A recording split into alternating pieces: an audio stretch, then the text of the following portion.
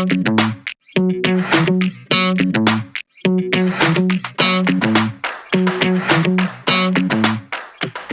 recording this at a very fragile moment for Israel. A senior security official said, "It clearly, in the last 24 hours, Israel is standing at a decisive security crossroads. 6 arenas, all at the same time, Gaza, Lebanon, Iran, Syria, Yemen, and Judea and Samaria, and every one of them can explode at any moment." Let's start with Gaza. Hamas was hit very hard, but it has not disappeared. Israeli intelligence estimates that tens of thousands of terrorists are still active, with hundreds of rockets that can still be launched. The message from Israel's security establishment is very simple. The work in Gaza is not finished. Israel is determined to prevent Hamas from rebuilding itself as a military or political power, and that may require another round of force. On the northern front, in Lebanon, we are probably looking at the next central arena. Hezbollah is weaker than it was a year ago, but far from defeated. We're talking about tens of thousands of fighters and an arsenal that has been reduced to under 10,000 rockets, only a small part of them precise. In Jerusalem, many see this as an historic opportunity to finally disarm Hezbollah. If the Lebanese government doesn't do it, Israel is signaling that it may have to do it itself.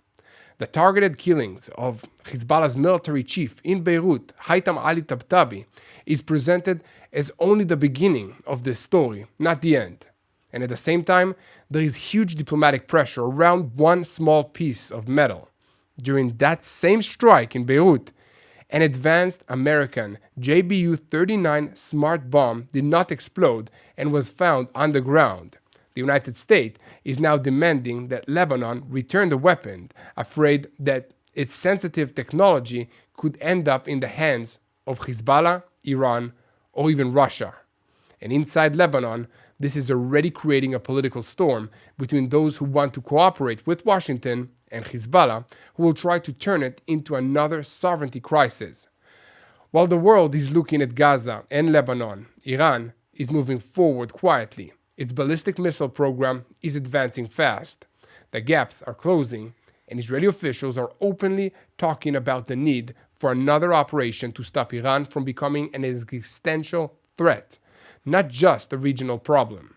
In Syria, we see a dangerous vacuum. Key figures like El-Julani are targeted by rivals, and into this vacuum steps extremists from ISIS and Hamas-linked groups. If the Syrian front collapses, Israel may be forced to move from passive along the border to active operations inside the Syrian territory. Many in the security system say that the next explosion there is only a matter of time. In Yemen, Israel is satisfied with a series of recent operations, including the elimination of top Houthi leaders like the chief of staff and the defense minister. But the Houthis openly say that they draw inspiration from October 7th. The physical distance is 2,000 kilometers, but in security terms, Israel now treats it as 2 kilometers away from us. That means more focus on the Red Sea and beyond. And finally, the arena that keeps Israeli officials awake at night, Judea and Samaria, the so-called cold West Bank.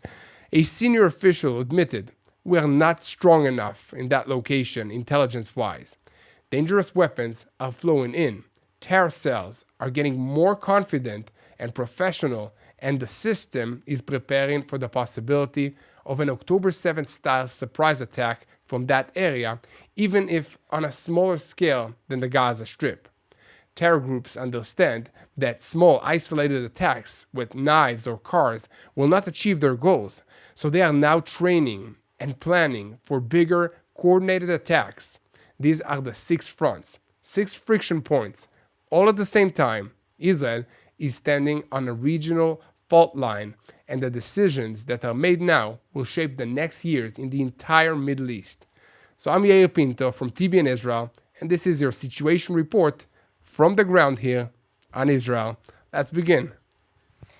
Thank you, Yair, for the update. My name is Karen Goldstein, and if you're watching or listening to this, you probably already know this kind of report from Boots on the Ground, TBN Israel's daily news from the front lines. Today we're doing something special. We are here at the Israel Government Press Office in Jerusalem, and I'm honored to host two people who have become a voice for Israel to millions of viewers around the world. Mati Shoshani, senior Middle East host on TBN Israel, and Yair Pinto, IDF reservist, combat soldier who fought in Lebanon, Gaza, and the face of Boots on the Ground. Over the last 2 years, TBN Israel, through Mati and Yair, has reported daily from Israel's borders, often under fire, exposed terror groups like Hamas and Hezbollah and their connection to Iran, built a global audience of Bible-believing Christians who want to hear what is really happening in Israel, not just what they see on hostile news channels, and fought a constant battle against fake news, blood libels, and anti-Semitic narratives in the media. Thank you for this introduction. And that's I didn't know we were doing all these things. This is better than I would have said it. And that's exactly what we want to talk about today, because lately it feels like everything gets blamed on Israel, even things that have nothing to do with us. And I've just got back from London and South Africa, and in every single news headline, you see the word Israel or Gaza. And so It's always paired by negative verbiage after that. Exactly. I want to just correct one thing you said, which is that in a way that's surprising to us, the viewers are not just Christians and Bible reading. Some of them are Christians who don't read the Bible. That's a joke. And many of them, by the way, are Orthodox Jews around the world and in Israel. Yes. A very large portion of the people that come up to us, I think, are unaware of the faith element of it. Yeah, but they like the oblivious. fact that we're sharing the truth. They like the fact that we are asking our viewers to pray for the peace of Jerusalem. And they like the fact that we are here in I was gonna say Israel reporting the that's truth. the key. Yeah. The key has been, I think, always the fact that we're on the ground in the country, and it's very, I don't want to say nonchalant, but it's firsthand and it's very personal. So I think people were looking for a face to connect to repeatedly, and they got that. And it's not just us; it's also several other YouTube channels that you've seen explode through the last couple of years exactly because of that. And it's nice for other Jews to see that Christians support them and other people besides, or Israelis or Jews in the diaspora support Israel. I would argue that many Israelis, and I can't talk on behalf of Jews outside of the country because I don't encounter enough of them, but in Israel, my personal experience would say that the Jewish population in this country deeply understands the relationship to the Christian audience and Christian value set in a way that wasn't existent to this degree before October 7th. And the reason is because after the shocking events of October 7th, everyone around the world, Israelis assumed everyone would look and say, these guys are the victims, these guys are the villains. It took all of 72 hours for a bunch of countries, actually it was less than that, because we were sitting with an official in the foreign ministry for dinner this week. She said it took 5 hours For everything to flip. For everything to be flipped politically and be turned against as an event where Israel's attacking the Palestinians. And we realized after that happened, there's only one group of people around the world that care about us. Those who have family members in Israel, so the Jewish community, and the Christian community. And everyone else, including people that should clearly say, Hamas evil, Israel good, they were unable to say that again and again. So I think a lot of people in this country realize, wait a minute, there's a common denominator that makes people understand and distinguish between good and evil, and that is called reading the Bible and understanding God's plan. And those who have it are with us, and those who don't have it, look at Hamas and say they seem to be the good guys. Look at the IDF sacrificing soldiers to protect the lives of the Palestinians and say, clearly they're the evil guys, which is so perverse in every way. It's very annoying. And I think that one thing that they also appreciate is that we are going to all the places, like you said. So we've been reporting from Lebanon, from inside Hezbollah tunnels, from Syria, from the Gaza Strip, from all areas multiple times. And I think that's something that people are looking for, like authenticity, a face to put together with what they're hearing, and facts from the ground, and not just a report from a studio, even though this studio is very nice. So let's talk honestly about the media, the obsession with Israel, fake news, and how you, as Jewish believers in Jesus, try to speak truth into the storm. So in the last year, it feels like every global crisis somehow gets tied back to Israel.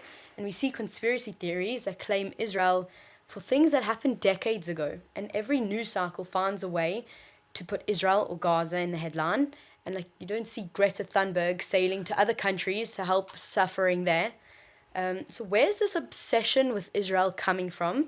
Why has Israel become the focal point in global journalism today, while wars in places like Ukraine or persecution of Christians in Nigeria get far less attention?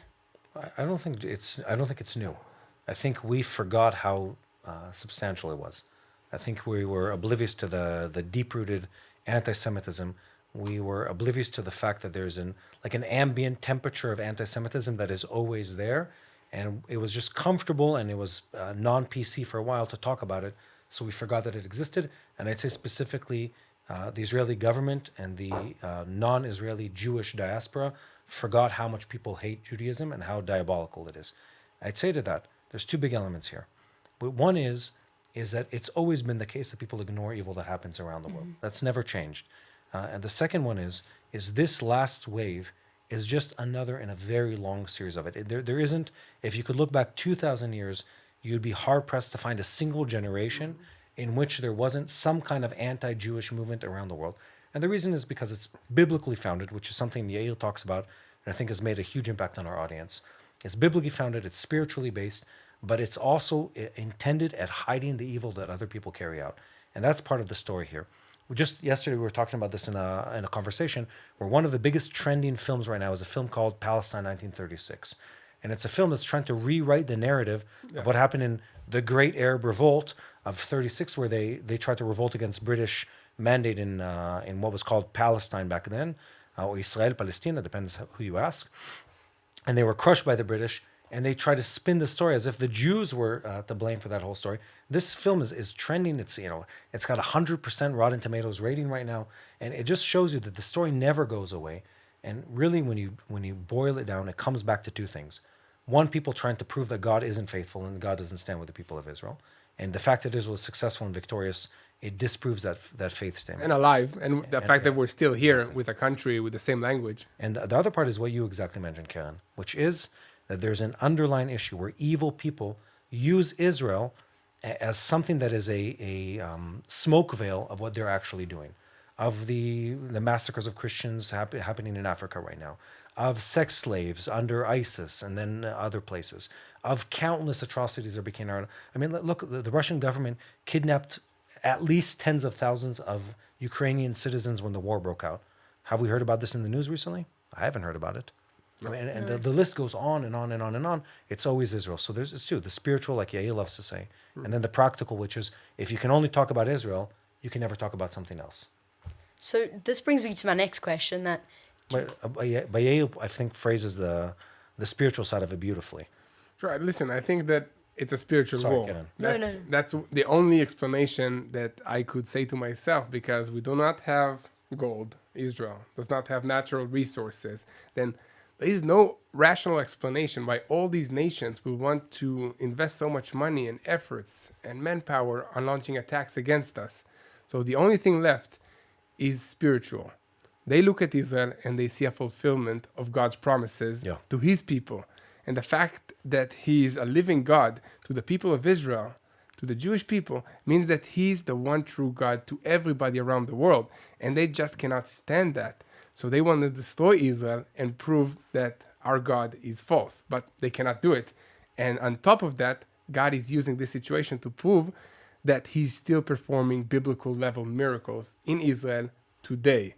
I mean, we see that we have won against 7 different fronts, multiple enemies. It's a miracle. It's not because the Iron Dome is so successful or the IDF people are so smart. I mean, we're very smart. Although they are. They're very smart. Doesn't make sense. It's a different level. I mean, we have also personal stories of rockets landing next to IDF soldiers and not exploding, and miracles on top of miracles. And just to talk about the resilience of the people of Israel in this war, I mean, there's one of my favorite stories, and then Mati can add to that also, is that after Iran launched 300 rockets and missiles and drones at Israel, on the WhatsApp groups, after the last rocket, it was stated, everybody, WhatsApp groups for the mothers that are sending their kids to school, it was saying, so it's over. Can we send our kids to kindergarten now?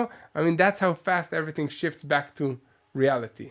So I think that it's been clear that this is a spiritual war, and the only way to fight a spiritual war is to pray, to have faith in God, and to unite against evil. And we've seen it clearly from day one. This is a war between good and evil. Absolutely. And there are clear sides. And I think that before October 7th was kind of blurry. You know, you had some gray areas. You didn't know what's right, what's wrong. Now it's very clear. But the problem is just to the West.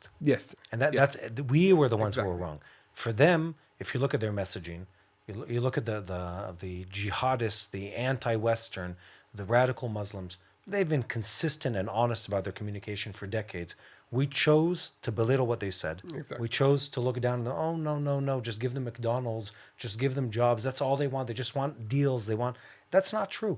They are radicalized and radicalizing, both in past tense and in future tense, and present progressive, if we're in English. You lost me now completely. It's been a few years since my English class. No, I just had to touch back on it with my daughter.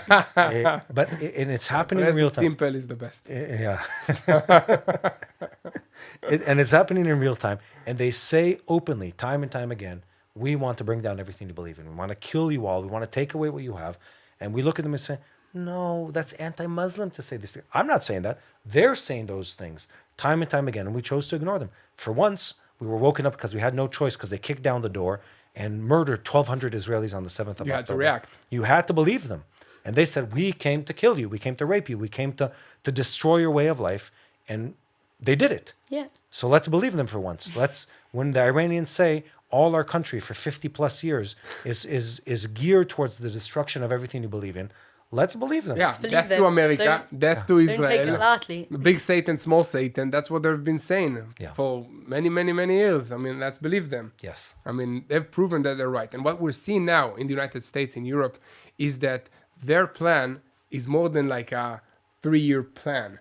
They're planning 100 years in advance to infiltrate all the education system in the United States of America, the political systems, the culture, the society systems. And we've seen that, at least now, with the administration of the United States, somebody is beginning to wake up to see the dangers of the Muslim Brotherhood. And also here in Israel. It's very scary. I was going to say before, to what Matty said, to the next question, that do you think the media genuinely cares about the suffering in Gaza? No. Or is it just a tool, an excuse to go against Israel? They don't. Yeah, you have a very clear proof of that is when the ceasefire was signed, meaning that Israel is no longer in charge of distributing the food or is no longer active fighting in the Gaza Strip. The headlines shifted to something completely different. Does it mean that the suffering in the Gaza Strip ended? Does it mean that the Palestinians have an amazing lives now? It It escalated. escalated. First of all, Hamas fired at civilian Palestinians the first day of the ceasefire, but it wasn't reported all over the news. Imagine if an IDF soldier would do the same that the Hamas terrorists did to the Palestinians. It would have been on the front pages of every newspaper. But no Jews, no news. They genuinely cared about the people in Gaza. They would have reported all the stuff that Hamas is doing to the Yeah, civilians. exactly. Listen, the Palestinians are still suffering in Gaza now. They are living in shacks, in made tents. They're still not receiving the amount of food. Hamas is now taking taxes on the humanitarian aid that is delivered to them by the United Nations and the international aid organizations. This is what's happening now on the ground. Do you hear about it in international news? All you hear is that Israel is shutting the gate for a few hours, not allowing a few trucks to enter, when there is like double the amount of food that each Palestinian needs to receive for a day. I mean, for many, many months now. And even the Hamas terrorists are shooting videos in the tunnels of them eating and having a lot of humanitarian aid food underneath the ground. So that's the situation. I think the best example was BBC, and it was another big British outlet, The Guardian. The Guardian, when allegedly Ashara's forces were in their vehicles on the way to commit genocide against the Jews in the Golan Heights. That's the way though. In Asweda. And they were in their vehicles on the way. And the Israeli Air Force goes and bombs some of the bridges that were connecting into that region and sends a warning by bombing one of the command centers inside inside Syria, saying, if you don't stop, we're gonna bomb you. This is a good The one. headlines I remember. in these huge outlets, the headlines say, Israel strikes in Syria. And then the more accurate headline said, Israel strikes Syrian army command centers in Syria. And you had to read to the second paragraph to understand that we were actively stopping a genocide from taking place in another country. And the list goes on and on and on. And you look at that and you said, you are such horrific humans. You can't Like, even make it how? up. How did you get this so wrong? Yeah, I mean, it's not. Who It's taught intentional. You, who taught you journalism? You know, it's like, it's crazy. No, and then what do you hear behind the scenes? We think, oh, they're just a little biased, but they still care. No, No, they don't. And it's systematic, and it's from the top. And these pieces of information come out bit by bit, where you hear the system, the editorial system in those outlets. They forbid people from talking about at all what's happening here. I know this from other sources, that they censor news that comes out of Israel from their own journalists, and the journalist could write a fair report that says IDF retaliates or IDF protects or something that's balanced, and his editor in the UK or his editor in New York or his editor in countless other countries in Europe, he'll change the headline and make it an anti-Israel headline. Why? Because it works, because it fits with their agenda, because it gets them clicks. Again, it's so biased, so twisted. They don't care about the suffering. I want to say one more thing. Is I've studied this topic of the Israel-Palestinian conflict, etc., for decades, and I think most Israelis, Yair and myself included, we grew up with this expectation that you could resolve these things, that if you did the right thing, the other side would come to terms.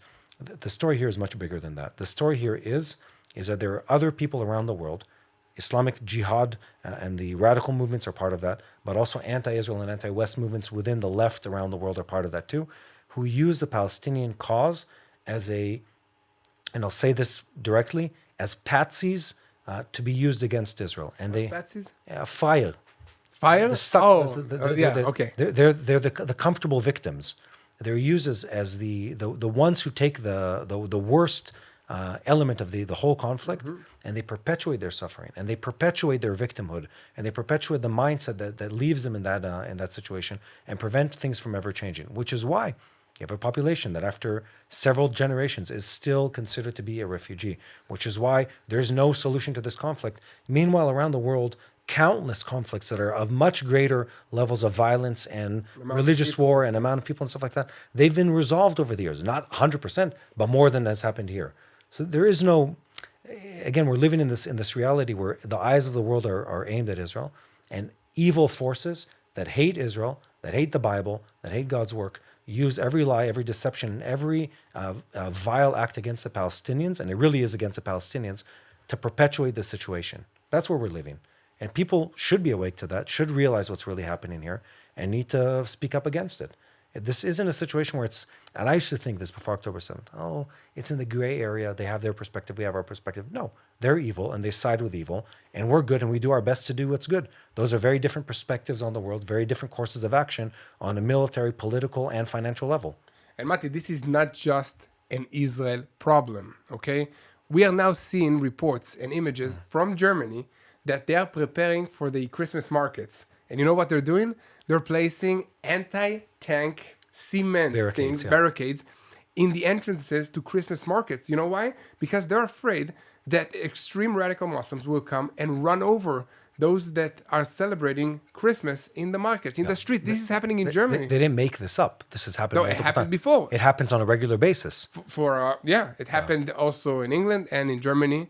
Multiple times. Yeah, exactly. Yeah. Where someone says, this Christianity is so offensive. How dare you practice the religion Let me run over everybody. That has been your religion for millennia, and they'll plow through a crowd with a truck.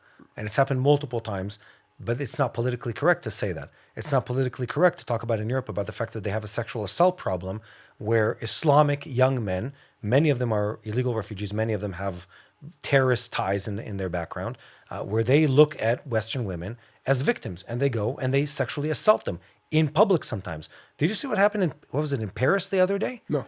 They sexually assaulted a woman in front of her husband. They pulled, you know what I'm talking about? Tomel. It was a couple days ago. They pulled a young couple out of their car. It was a group of Moroccan. It was Moroccan refugees illegally staying in France, I believe, and they pulled these. I think they were 22 or 23-year-olds. Pulled them out of their car, sexually assaulted the woman in front of her husband, beat them both half to death, and robbed all their possessions. You don't even hear about it. Yeah, we do in Israel. They fear talking about these kind of things because it seems politically incorrect to say these kind of things. Did you see what happened in Brussels, by the way, if we're talking? That there was a nativity scene and there was a pro-Palestinian rally next to it. And then they came and they cut off the head of baby Jesus and then, stole it and ran to the scene, right? Tomer, this is what's... Walking in the street and celebrating with the head. They were celebrating with the head as part of the pro-Hamas or Free Palestine rally that they have. So this is not just a war between Israel and the Palestinians. If it will not stop here, it is already going into Europe. It's already going into the United States. So it either stop here. Either you stand with Israel against this evil, or you're going to fight it alone. There's one more thing. People mistakenly think that it's Islam fighting for Islam. They're saying we want representation, we want equality, we want et cetera, we want freedoms. It's not what it is. It's not what it is. It's Islamic individuals and Islamic movements fighting against Christianity and Judaism. It's not pro-Islam, it's anti-something else. And the explanation to this and the easy proof of that is the fact that when ISIS was plowing through multiple Muslim countries and murdering and capturing and torturing and burning countless individuals, innocent people, you didn't see a single demonstration in the West and by the Muslim communities against it. What you did see was them volunteering to go and fight and buy, ISIS fighters from Europe going European Muslims going in, and European Christians, by the way, going and fighting on behalf of ISIS. You didn't see any of them saying, "Oh, this is horrific," marching against the embassies, stop the massacre, stop the killings that's taking place. You didn't see any of that. All you saw was time and time again these people fighting against Western values. If it's a cartoon in a newspaper, let's burn down the newspaper. But it's never when there's an entire village that's killed of other Muslims. They never speak on behalf of it. So it's not ever an issue of in the defense of the Muslims. It's not for Islam. It's against other people. Yeah. And we need to be clear about that. Yeah, so they don't care about their own lives, their people's lives, and we've seen that in the Gaza Strip. Yeah. Hamas doesn't care about the Palestinian people and their lives. They are sending their children to the IDF positions to be spies and also to be shot if they get too close. And they do that intentionally because they rather harm Israel than save the lives of their own people. Can I take this a different direction? Because Yeah. you're sitting here and we're sitting in the studio of the government press office. And I want to say this, of Israel. As you can see, the flag. Yeah. For those of you, this is the flag of Israel. If it's your first time. and I say this because everything Yair and I are saying is not to bring us down and to feel depressed and hopeless about what we're doing. There still is enormous value in spreading the truth. And a lot of what I wish we had the English GPO, the English logos. If we had that, to say that there is a huge value in working as hard as you guys do and others do too in this country, to work with international media, to change the opinions of people, to show them the truth time and time again, and give them the choice repeatedly on a daily and hourly basis of choosing to tell the truth or to lie. And to come to Israel to see it for yourself. No, because there is a massive group of journalists that reside within Israel and cover what happens here. It's very disproportionate compared to what happens in the world. So there's huge value in doing that. Even though people will be anti-Semitic, even though the world is against us, it doesn't matter. We still need to work day in, day out to spread the truth about what's happening here in the country. Definitely. And both of you are Jews who believe in Jesus and follow the New Testament. And you speak to a lot of... And the Old Testament. And the Old Testament, and you speak to a lot of Christian audiences. Yeah. How do you explain the difference between anti-Semitism and anti-Zionism? Or is there a difference at all? I have a very powerful line I heard recently. This isn't mine, and I wish I could remember who said it. The difference is claiming that it's anti-Zionism and not anti-Semitism is saying, I'm okay with you as long as you don't have a home, which is a really funny way to think about it. It's like, I have nothing against you, but the minute you have a home, I hate you. So as long as you're homeless and weak and a victim, you're okay. I'm okay with you. But the minute you have a home, now you're no longer, I'm no longer okay with you and I hate you, but it's not about who you are. It's just because you have a home. And it's bizarre. What does it mean to be a Jew? Judaism, all of it is biblically speaking, historically speaking, narrative-wise, all of it is a yearning to Zion. And now that we have it, oh no, it's not anti-Jewish, it's just anti-Zionism. And there's everything that you stand for. Exactly. I don't hate you. Just everything that you I don't believe, mind you, stand just for. hate Zionists. Yeah. No, I just hate you when you have a country and you're not homeless. So I think it's a joke. It's just a way of dressing up what always has been underlying anti-Semitism that exists globally. It's never gone away.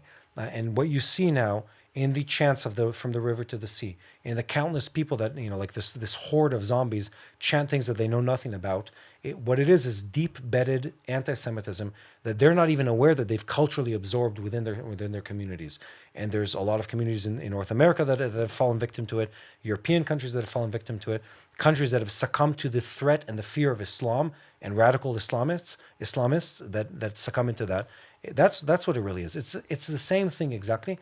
I want to say just one last thing though. It's okay to criticize Israel. And people mistake those two conversations. Yeah. It's okay to love a people and still say, I'm not 100% with what you did there. But that's not anti-Semitism. Well, you do that with your family members, Yeah. with your children. You do it with the people you care You about. do it with people you love. Yeah. I mean, it's completely okay. And you see that, for instance, in the relationship between Israel and the United States, Mm-hmm. where the relationship can say, we're homies. We're together in this. We're fighting together. I'm with you. You're with me. You give me weapons. I give you technology. We have a deep relationship. And still the governments reserve the right to criticize each other and say, look, we want to be honest. We're not 100% aligned on this topic. He has his political interest. I have mine. And you can still maintain a friendship in that sense.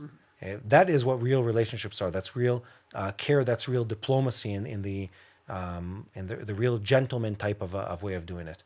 That's where you see it.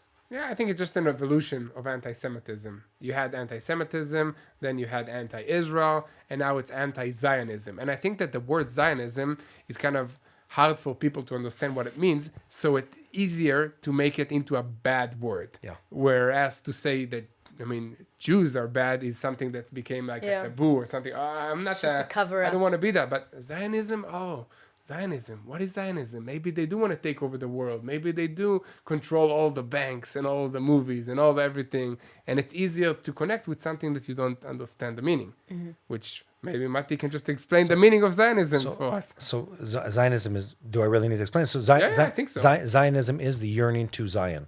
It's the desire of the Jewish people to have a home like every other nation, both as a national movement and as a religious entity, and as a 4,000 or 6,000 year old, depends how you count, old nation, that this has and will be always their home. I want to add one last thing. The trend of anti-Semitism is linked into anti-Zionism or anti-Israel, or I'm just criticizing everything Israel does. I'm okay with other Jews as long as they're silent and victims.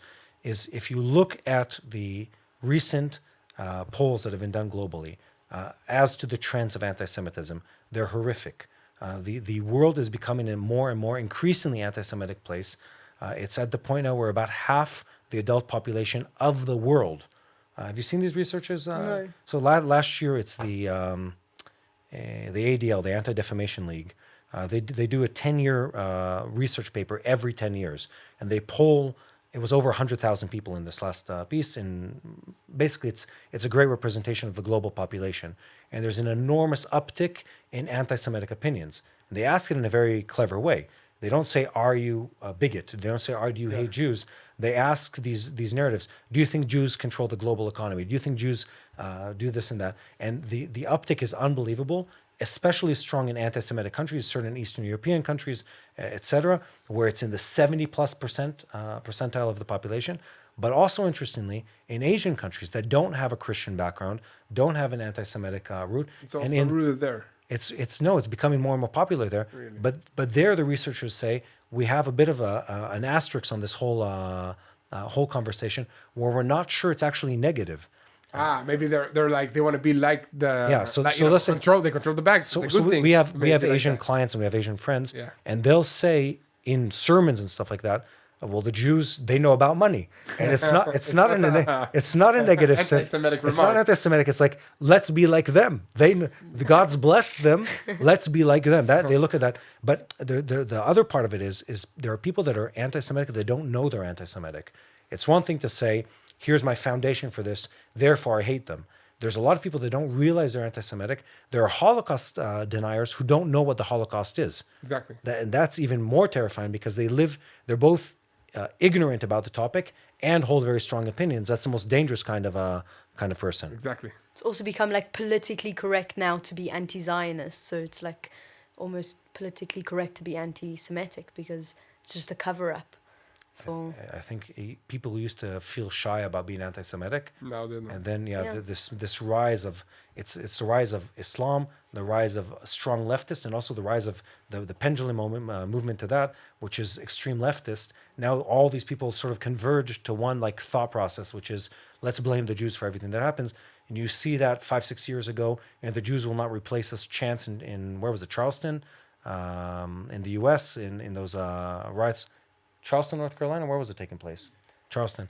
And you see it in European capitals, you see it in the US now in the post-October 7th chants. These thoughts of anti-Jewish, anti-Zionist, anti-Semitic, where now they just feel comfortable to say it. Well, Jews are the enemy, clearly, evidently. It's obvious to everyone now. Yeah. They just lost every element of shame about it. And also now what we're seeing is that the right side of the American politics is also accusing the Jews, meaning the Bible-believing Christians of the so-called conservative side are also blaming Israel for everything that's happening and trying to create separation between the church and the Christian Zionism, basically separate the Bible-believing Christians from Israel, which they are our biggest supporters. So this is, I think, a very, very dangerous Terrifying trend. trend. And what's the most dangerous about it is that it has no basis in the Bible. So they are claiming to be Christians, but they don't base any of their claims on the Bible, which is supposed to be the one ground that all of us agree on. Especially Bible-believing Christians and Jews who believe the Bible. So It's scary. it's very scary, yeah. And you're not just a reporter, but you actually served in the IDF and now in the war in Gaza and in Lebanon. And you've put your life on the line for your country and with a camera in your hand. And how did it feel to see the media reporting the opposite of what you saw and experienced in real life? Was it frustrating? Was it painful? So it was really, really shocking at first because both Mati and I got called on October 7th to fight on different borders. I was called to the border with Lebanon and Mati was called to Judea and Samaria. And we knew what happened. We saw the rockets coming above us. We ran to the bomb shelters with our children. We saw the reports of the Israeli kidnapped babies, kids, young adults, women, children, and the elderly into the Gaza Strip. And we were just putting the uniform on and going to defend the country. And while everything was so clear to us, we heard that around the world, the media is reporting the exact opposite. Yeah. So first of all, it was, like, as I said, it was shocking. I couldn't believe that the world is this bias against Israel. But then, as I said, I realized it's a spiritual war. It's the only explanation.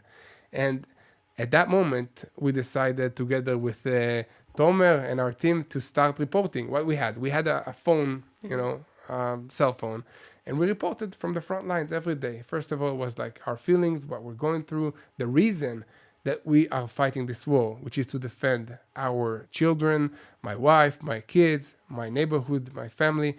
And then it's because they launched an attack against us and we just want to live here.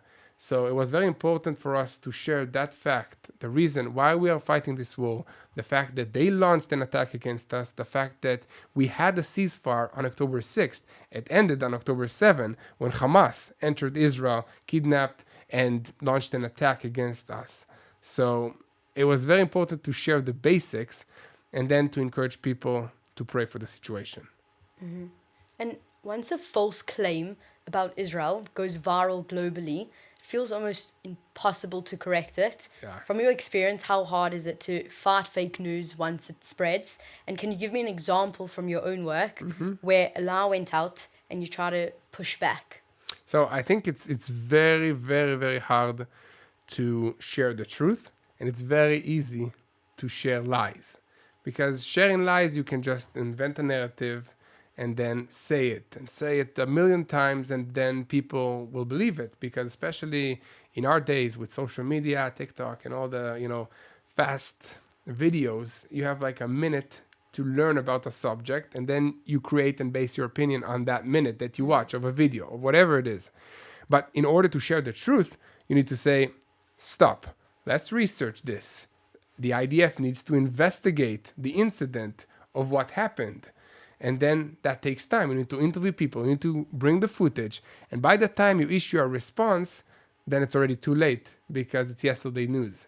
And all the headlines already said the lie because they want the headlines. They want the extreme stuff. They want to see the fact that like Israel is striking in Syria, or Israel and the IDF struck a hospital in the Gaza Strip. And then after 2 days of investigation, you find out that it was a rocket that was launched by Hamas and malfunctioned and then ended up landing on the hospital itself.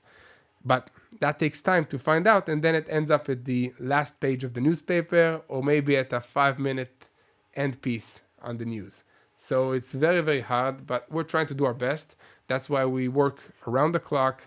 Tomer here, our editor-in-chief, he's waking up every day at like 4 or something like that, and then he writes the report, and then we have a big team that edits everything so that when it's 5 p.m. in the US, they can open the news after work and receive the fresh updates of what happened in Israel. And they get it even before CNN gives them the updates, because we are here on the ground and reporting everything. And we are very detailed about the facts, about what's happening.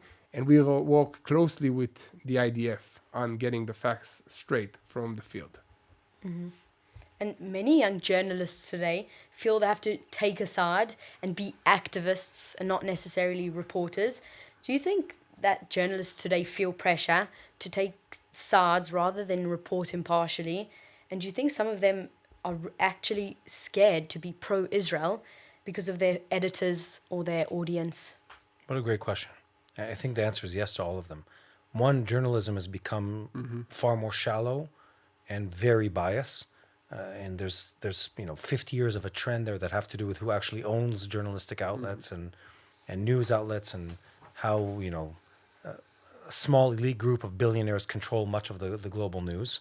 That is true, and there's a lot of content out there on that topic. But there's another part, which is the beauty of social media is that news travels fast. And the detriment of social media is that news travels fast and there's no time for fact-checking. Example is, in the past, if someone wrote a story, let's say in a newspaper does an investigative journalism piece on a corrupt government minister, they investigate for 3 months, they have 4 people that work on it, they fact-check, they're about to run it to the press, and they call the government office and they say, it's Thursday or it's Wednesday night, we're running a story, it's hitting the press Thursday at midnight, and it's going to say that Minister so-and-so is part of a large corruption ring. Give us your response. And they can say, nothing, you're right, or they can lie. They can go to the courts and say they're about to run a libel piece against us, put out a gag order on this piece. And if it's a democratic country, they'll actually examine it or not. Mm-hmm. Nowadays, like Yael gave an example, the expression is a lie travels around the world 3 times before the truth has had breakfast. And really what happens is people spread a lie, it travels around.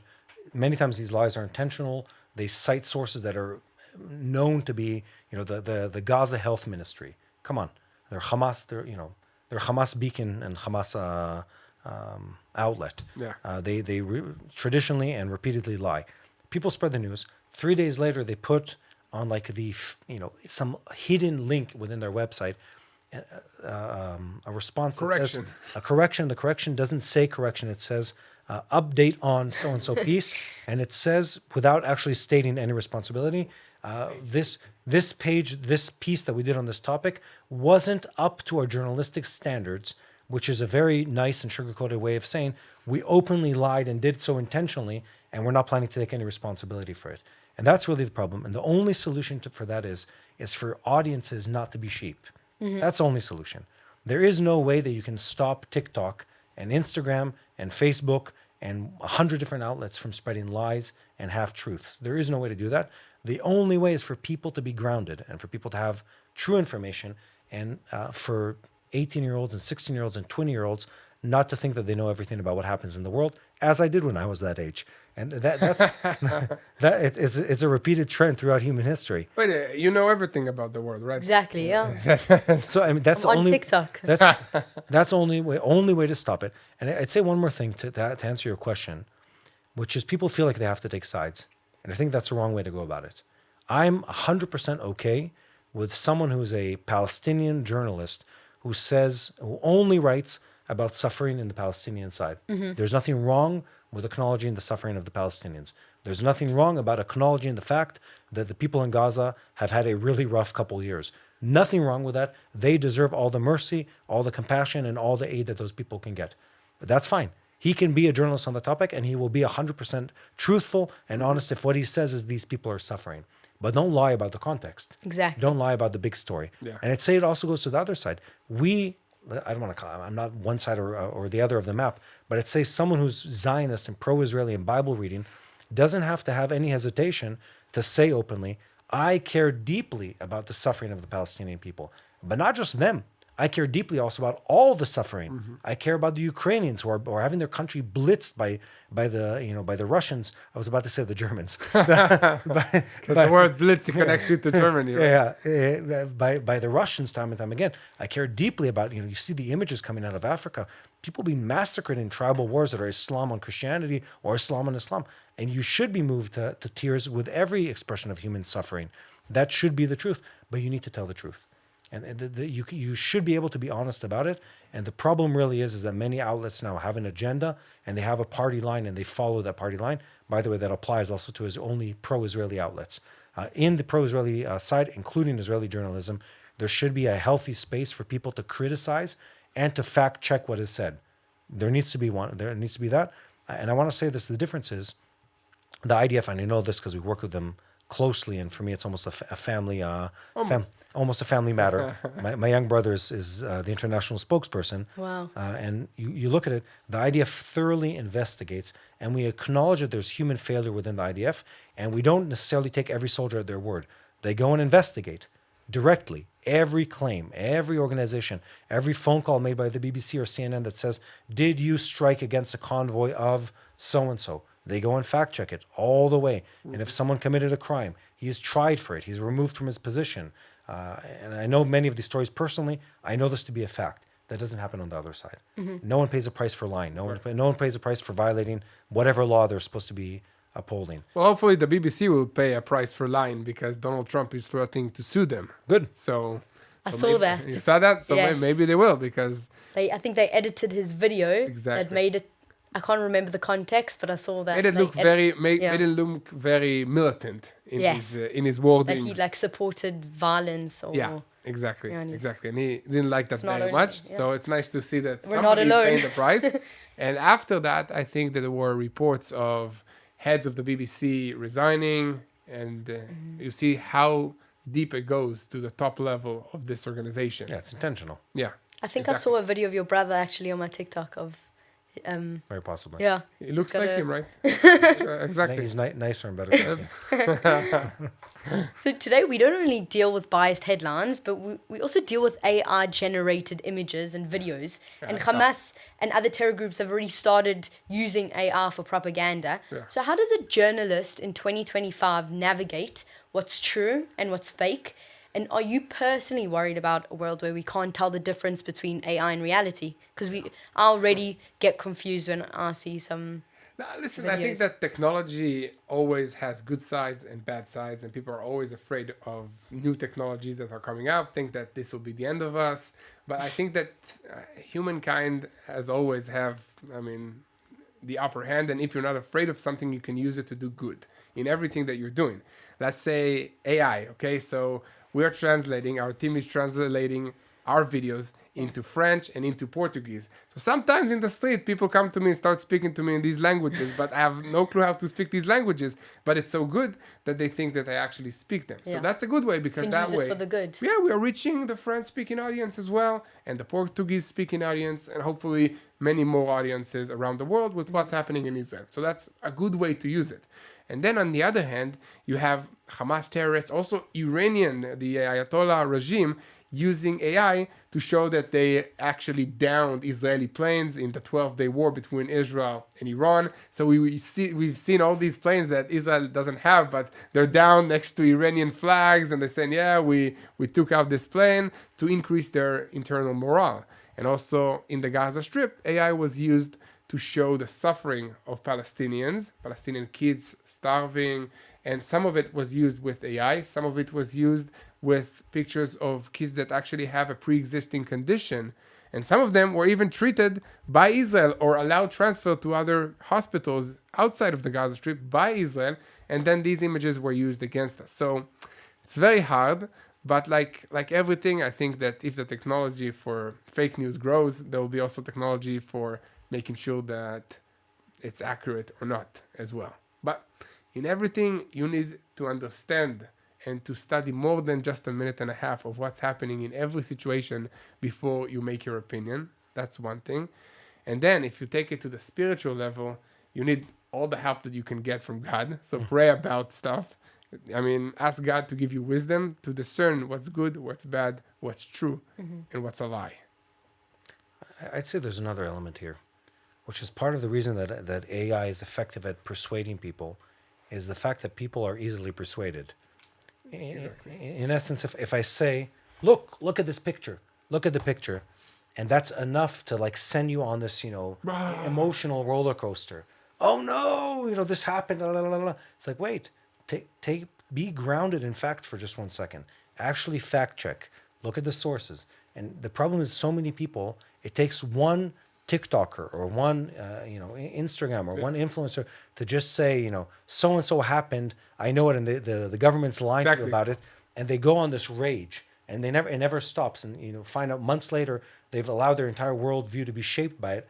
Meanwhile, this guy made it up like 20 seconds before he started rolling. Yeah, said something like, I heard an IDF soldier saying that the IDF is doing terrible things to the Palestinians in the Gaza Strip. Boom. Okay, so it's now proof, it's facts, it goes viral. And that shapes the reality.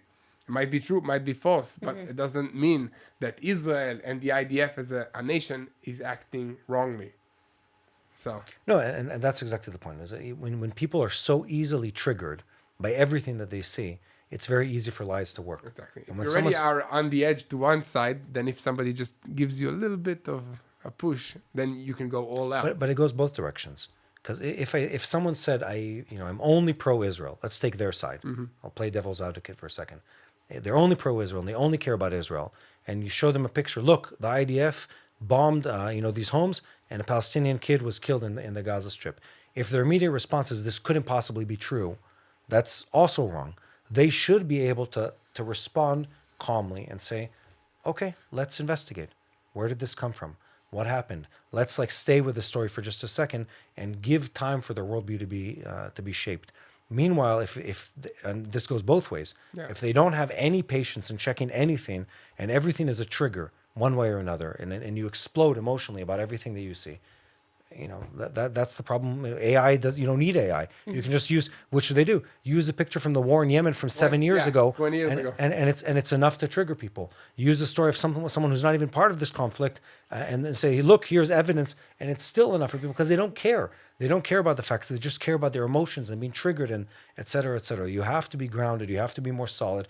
You have to be slower to respond. You have to have compassion to the other side. We need to be more holistic in the way we approach the world. Yeah, and in general, I think that there's a separation between the personal level of interaction. I mean, let's say a person is suffering. We should all, care about him, especially on a personal level. This is one of the core values of Judaism and Christianity, to care about our neighbors, to care about each other, to care about mankind. But there is a difference between caring about the individual and acting as a nation. It's also differentiated in the Bible. I mean, there are commandments that people of Israel were told to go and take control of that territory and to defend ourselves and to act to conquer the land and stuff like that as a nation. But there are also commandments to take care of the poor, of the foreigner, of the slaves, and everybody as a personal level. So there's two different things, and I think that the world today, especially the West, got that mixed up. So there is an important need to take care of those that are suffering on a personal level, and there is also a need to act as a nation for the greater good. Yes. And it's important to not mix these two. Because in any nation you have one person suffering, but that doesn't mean that the entire country is intentionally heading that direction to harm the small people or the vulnerable people. And I want to go back to something you said earlier about how many popular Christian or conservative influencers are now saying negative things about Israel. So how, as a Christian network, do you attract believers to listen to you when the other voice they admire are saying the exact opposite about Israel? And like someone like me that's 19 and is on TikTok, on social media, and we used to see people like Charlie Kirk who were supporters of Israel, and now it's a lot of influencers who are against Israel. How do you attract people to listen to you and not listen to other influencers? Well, first of all, it's a very tough battle. I mean, first of all, we just need to go out and create more content and share our truth and to share our side and to equip those Bible-believing Christians that maybe do not have the foundational knowledge to battle these confident podcasters with their very eloquent terms on their shows, and give them, the facts, the truth. But all in all, I think that if it's not based on the Bible, then something is wrong there. I mean, if you're a Christian and you're listening to all these voices and it's not based on the Bible, then something is off. And I think that this is something that a Christian who's going to church should not trust his pastor with everything that he believes in and everything that he says. He should take the sermon, go back home, open the Bible, pray about it, see what God is making him feel and what the word of the Lord is telling him to do with this information that the pastor told him. It's the same thing with podcasters, same thing with spiritual leaders. I mean, you have to have a personal connection with God and to understand the facts on the ground. Definitely. Do you have anything to add? Complicated stuff. Right? No, it Not easy. really is such complicated issues. And it really is. I've tried to think about this in the past. How do you reach people when you have like these young individuals around the world? And I think many of them come from this positive motivation. And then when you think about like, where are they going to be able to find balanced information? It's so difficult.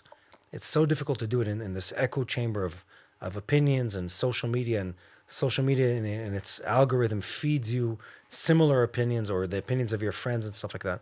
You really have to be a deep person to be able to find the truth in these different things. And I think when it comes to the question you asked about faith, there's a trend. And the trend, sadly, is often missed by people, where, one, we don't need to discredit everything that these people say. We need to listen to their criticism because some of it comes from an interesting and rarely from a valid place, but at least it's good to understand where they're coming from. It has to do with an isolationist trend within conservatism in North America. Not the first or second time this has happened. They did it before World War II. They did it also before that. There is a mindset which is part of like the American like zeitgeist, which is we want to be alone and we don't want to be involved or pulled into international politics. Trump is a counter movement to that almost because he's very involved in what's happening around the world as a force of good. That's one thing to understand, that there's a political draw behind it. The second thing is, again, it goes back to social media. Some of these people are being heavily influenced by people backing them and promoting them. They make a flip. It's or ideological influence in certain cases. Or financial. Or financial, or both. And the financial goes two ways. One, they might have someone backing them. Qatar is a great example, where they're incentivized directly or indirectly to work on behalf of them. And I don't want to make any names to avoid lawsuits. And there's another aspect, which is social media, in its essence, it compensates you and it rewards you for saying sensationalist things. No one gets many likes and views for saying, guys, this is a complex story. It's going to take me 10 minutes to unpack. Everyone gets incentivized when they say, the Mossad killed Charlie Kirk. That's not the case, but people said it. And I imagine this conversation when Candace Owens, she started with, Charlie was my friend. I'm so sorry about what happened. Then she did like 5 lives back to back, day after day. And she had, we're talking astronomical and groundbreaking numbers of people watching these lives, in the tens of millions watching these lives broadcasts and saying, or it was millions and then it became many millions. And again, I know how much money you make from those kind of things. It's a lot of money. And so the digital team is like, Candace, we need to do this. Again, When keep saying it, keep extreme. saying it. It's bringing us the views. It doesn't even have to do with values at that point. It's just about the way the system is set up. Problematic world that we're living in. No, And not we easy answer. No, the only solution is call people to depth, both spiritually and as far as education and knowledge. Don't rely on a single source, Yeah. and don't be a baby. Don't allow a single piece of information to completely shape your worldview. Exactly. You know, you have to be less explosive. You have to be less responsive. You have to be grounded and not this little child that, you know, like every new bit of information makes you forget about everything you knew previously. Exactly. So Matty, Yair, thank you. Thank you. We've talked about media bias, fake news, AR, and the spiritual battle around truth and lies. But before we finish, I want to ask for two things. First, if you're watching this and you care about truth from Israel, follow TBN Israel, share these programs with your friends, and don't let the algorithms decide what you believe. Thank you so much, guys. Thank you. Thank you.